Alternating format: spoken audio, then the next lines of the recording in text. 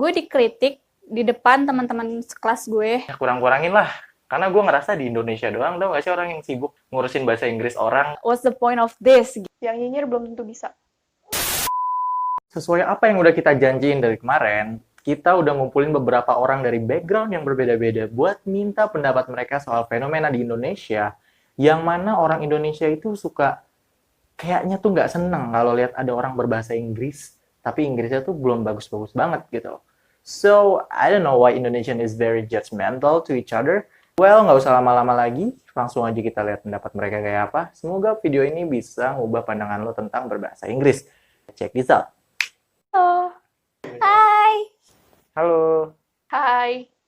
Halo, nama gue Adrigu. Hai guys. Hai.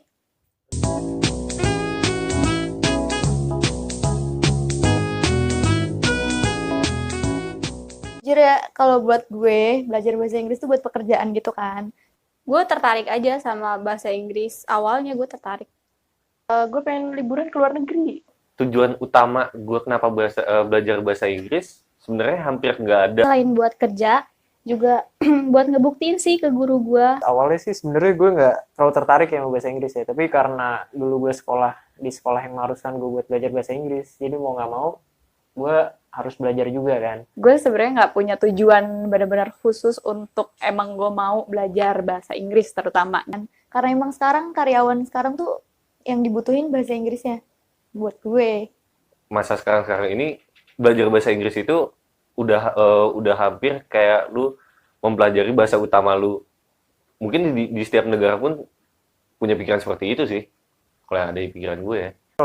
Makin dewasa ya kan, makin tua, gue jadi tahu kalau ternyata bahasa Inggris tuh penting loh. Kenapa gitu kan? Perusahaan banyak yang mendeskripsikan syarat-syaratnya itu tuh, syarat dan ketentuan itu bisa bahasa Inggris. Ternyata dunia tuh gak cuma Indonesia doang, men. Ada banyak kan negara-negara lain kan, dan yang mostly juga mereka ngomong pakai bahasa Inggris gitu kan. Nyokap bokap gue suggest gue untuk les bahasa Inggris itu karena ngerasa kayak gue punya passion untuk di bahasa deh, gitu sih. Apalagi kalau gue nantinya kerja di perusahaan yang bukan punya orang Indonesia kan pasti penting banget lah buat belajar bahasa Inggris tuh. Buat ngerti bahasa Inggris lah seenggaknya, walaupun sedikit gitu, seenggaknya kita ngerti apa yang diomongin dan kita bisa balas omongan dia gitu.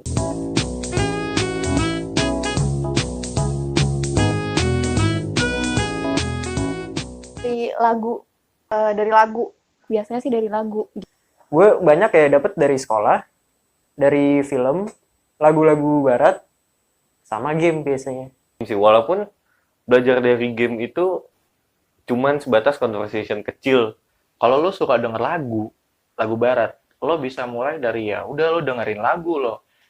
Lihat liriknya, lo hafalin liriknya, dan lo coba menyanyikan lagunya dengan lirik yang habis lo hafalin. Itu bisa mungkin sedikit demi sedikit seenggaknya nggak bantu pronunciation lo. Gue kadang-kadang bahkan pakai yang ada translate-nya gitu loh. Oh, kayak gini ya, kayak gitu sih. Walaupun platform-platform lain seperti film itu cukup membantu juga.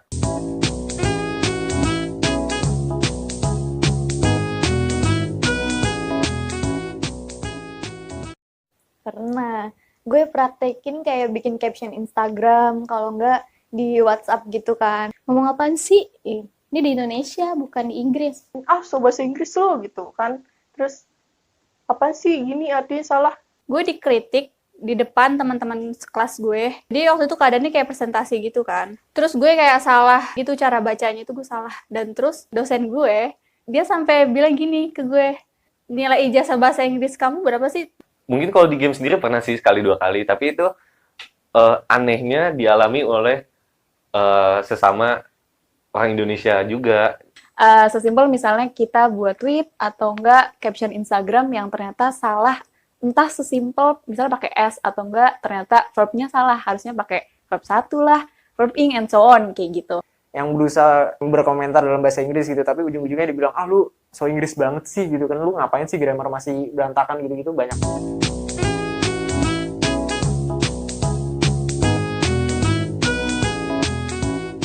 Saja karena emang gue belum terlalu bisa gitu, belum paham. Jadi ya udah bawa santai. Itu juga bisa jadi masukan sih buat gue. Ya namanya juga orang belajar pasti kan awalnya salah kan. Gak mungkin kayak tiba-tiba lo langsung jago. sebenarnya sih kayak sempet down gitu. Ya udah dia pakai bahasa Indonesia aja. Ya juga sih yang dia omongin gitu. Tapi gue mikir lagi, buat kerja juga nanti dia butuh bahasa Inggris. Kalau misalnya ternyata dia ibaratnya lebih pro, gue bakalan yang ya udah nanya, emang seharusnya kayak gimana sih gitu. Kalau ternyata dia let's say di bawah, justru bakalan kayak oke, terus what's the point of this gitu. Di situ kan kita bisa lihat kalau toleransi orang Indonesia belajar tentang bahasa Inggris itu masih kecil.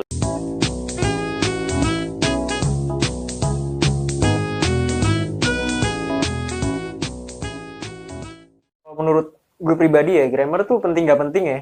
Kalau misalkan dibilang utama, mungkin kayaknya enggak ya kalau buat conversation.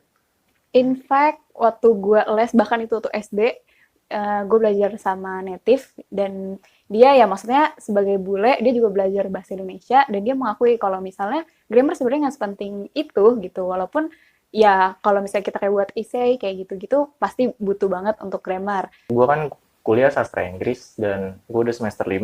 Dan di sastra Inggris itu grammar tuh nggak yang utama-utama banget gitu loh. Jadi menurut gue kalau bilang grammar itu penting, ya penting nggak penting sih. Kalau untuk apa namanya di motherland sana kan, native speaker di sana kan, dari yang gue tahu kan nggak banyak yang ngomong pakai grammar kan. Karena menurut mereka kalau orang yang ngomong pakai grammar tuh kesannya apa ya, kaku. Ketika lo emang cuma pengen have a conversation with ya orang luar negeri atau cuma update status, gue rasa ya orang nggak perlu segitunya merhatiin grammar. Tapi kalau untuk tujuannya Tugas atau buat lo nulis skripsi atau interview kerja mungkin itu lo perlu grammar gitu loh. Jadi kalau dibilang grammar itu penting, tapi pentingnya untuk apa ya? Tergantung penempatannya, untuk apa dulu. Karena ya nggak semua harus lo ukur dengan grammar gitu loh. Cuma karena grammar lo nggak bagus-bagus banget, bukan berarti lo nggak layak buat berbahasa Inggris.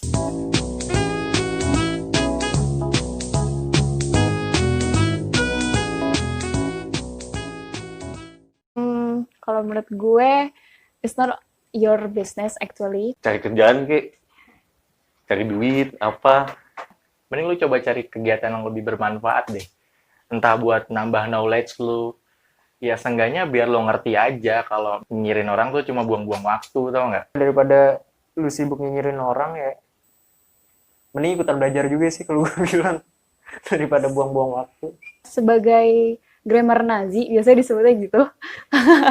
Nah, kalau misalnya orangnya adalah orang yang bisa untuk menerima kritikan, lo boleh banget sih ngasih tahu. Dan lo pun harus ngeliat caranya nyampein untuk ngebenerin. Yang bener tuh grammarnya kayak gini loh, kayak gitu tuh harus menyesuaikan juga sama orangnya, gitu.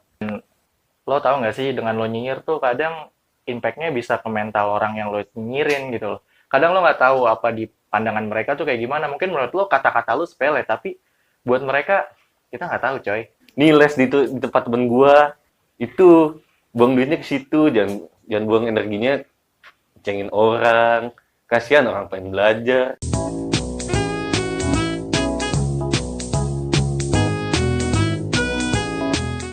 Nonton film barat tapi pakai subtitle bahasa Inggris tuh sumpah itu ngebantu banget sih kalau menurut gue ya. Atau coba cari platform yang memberanikan lu untuk berbicara bahasa Inggris. Entah lu nyanyi dalam bahasa Inggris, atau lu ngobrol conversation dalam bahasa Inggris, apapun itu ya. Maksudnya kalau dalam case gua kan itu game. Kalau lagu ya, entah di shower, entah di kamar, lu kan sering lah gitu kan. Yang namanya nyanyi-nyanyi, lu baca liriknya, terutama kan ada di situ bener-bener bisa nambah vocabulary juga sih kalau gue bilang. Jangan pernah takut untuk coba. Mungkin lebih pede aja sih. Kalau misalnya ada orang yang nyinyir sama lu, itu udah eat gaff aja, men. Maksudnya nggak usah didengerin deh. Karena lo belajar buat diri lo, bukan buat mereka gitu loh. Nggak apa-apa lo bahasa Inggris lo nggak usah grammatically perfect banget, nggak usah. Yang penting lo pede aja dulu, itu pertama. Pokoknya kalau misalnya lo udah berani untuk ngomong, nanti bakalan grammar pun bisa mengikuti, gitu. Nah, lo udah lihat kan tadi pendapat mereka yang berbeda-beda. Semoga setelah nonton video ini bisa ngubah pandangan lo ke depannya tentang berbahasa Inggris. Baik lo yang lagi belajar maupun lo yang suka nyinyir. Videonya nggak berakhir sampai sini, karena kita masih ada satu cuplikan lagi buat kalian, dan semoga ini jadi penutup yang manis di video ini. Nah, buat body-body yang lagi di rumah, sehat-sehat terus ya, karena kita lagi ada di tengah pandemi, dan kalau emang mau keluar, pakai maskernya. Wait. Nah, pakai maskernya, dan kalau nggak keluar rumah, ya nggak usah dipakai maskernya, nanti lo gerah sendiri. Oke, langsung aja nih videonya.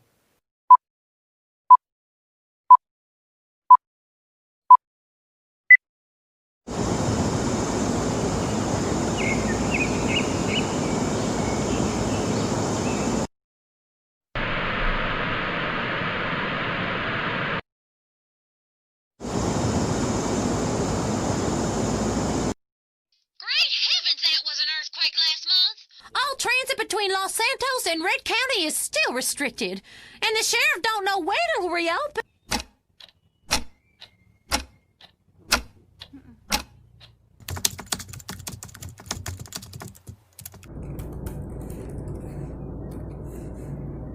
Ih, jahat banget sih nih orang. Masa gue dihujat? Sif, lihat deh Sif. Emangnya komen apa sih? Ini loh, kemarin kan gue bikin postingan di Instagram. Nah, terus gue pakai captionnya bahasa Inggris. Lihat dulu. Lihat deh. Tuh. Apa sih Rin? Masa tuh jahat banget? Ya iyalah, pantas aja lo dihujat. Bahasa Inggris lo aja belum bener, makanya pakai bahasa Indonesia aja. Gak usah maksa, kenapa sih? Ya udah deh, next time gue gak akan pakai bahasa Inggris lagi. Ya elah, jadi temen kok gak support banget sih. Padahal kan gue cuma pengen praktekin apa yang lagi gue pelajarin. Makanya pakai bahasa Indonesia aja. Gak usah maksa, kenapa sih? People run, and everything is a process. We don't know what other people have been through to reach that point. Well, I hope people can respect each other in the future. Both the mistake and the differences of